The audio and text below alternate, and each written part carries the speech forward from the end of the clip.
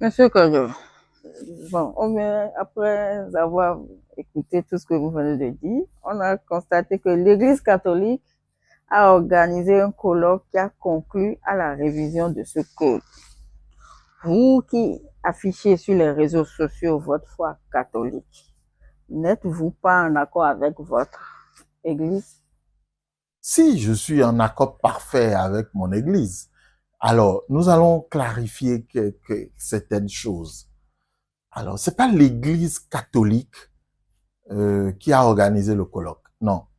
Je pense que quand c'est dit comme ça, c'est abusé. Alors, on peut dire que c'est la conférence épiscopale, c'est les prêtres, c'est un cadre, mais c'est pas l'Église catholique.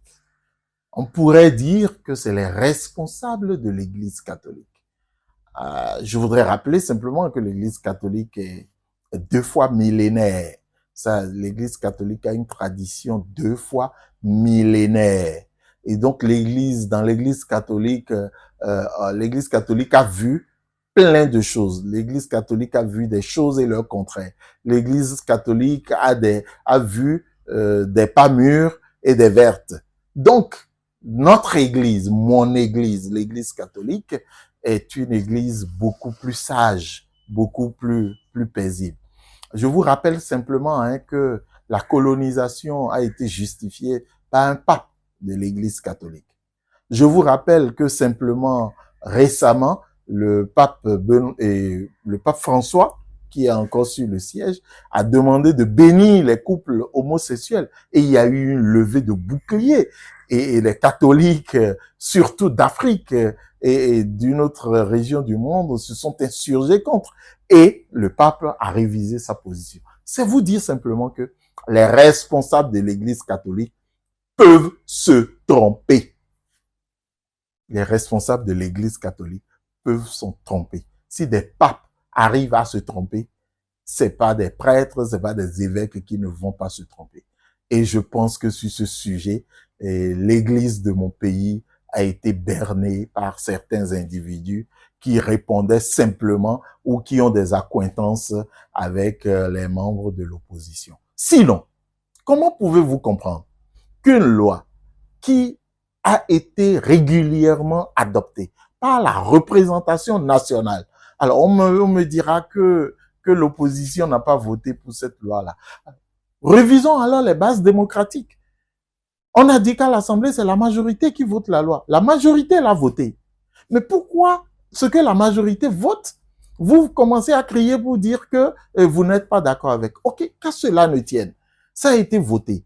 Ensuite, ça a été examiné par la Cour constitutionnelle qui a donné sa conformité. Et enfin, ça a été promulgué par le président de la République. Et vous, Église catholique, vous dites que vous faites un colloque pour dire que la loi est mauvaise. Moi, je pense que la démarche est complètement bancale. Alors, quand je dis ça, on me dit, ouais, il ne faut pas imposer à l'Église la démarche et il ne faut pas interdire aux gens de choisir la démarche qu'ils veulent. Soit, je n'interdis pas la démarche, mais je suis plutôt dans une démarche téléologique. Je suis plutôt dans une démarche téléologique. Il faudrait bien que les gens comprennent. La téléologie, c'est l'étude des faits en relation avec les moyens utilisés. Quelle est la fin? Quelle finalité on veut avoir?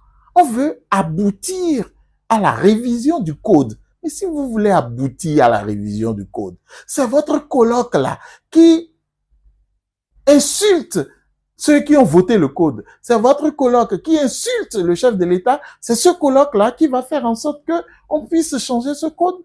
Moi, j'ai un problème avec ça. Et ce n'est pas mon église, ça.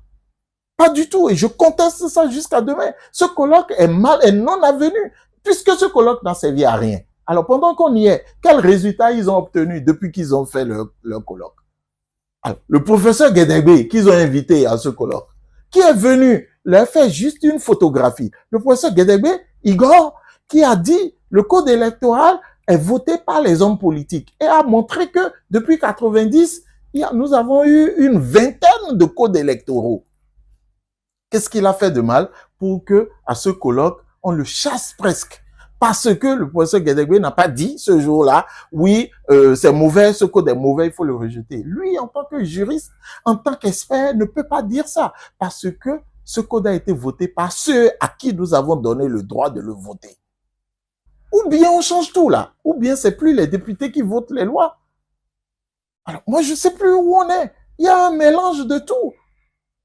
Or, nous connaissons dans notre pays la tradition de l'Église catholique. Nous connaissons la figure immense de Monseigneur Isidore de Souza, qui sait obtenir les choses dans la négociation, qui sait obtenir les choses dans les plaidoyers. Mais là, nous nous retrouvons avec des gens qui se sont braqués et qui ont dit oui, colloque, c'est mauvais, il faut rejeter et ça détruit notre vivre ensemble est menacé et tout le reste. Moi, je pense que plutôt, ce sont ces gens-là qui sont en train d'exacerber la crise entre nous, qui sont en train de nous séparer.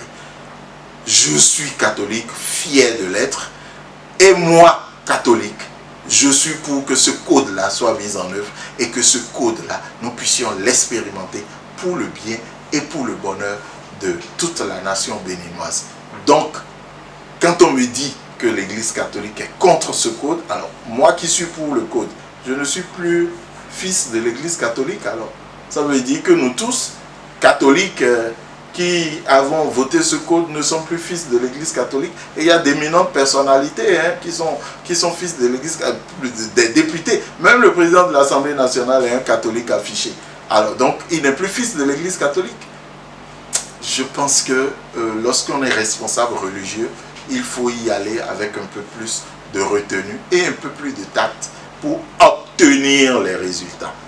Ça a servi à quoi? C'est toute la question que je me pose.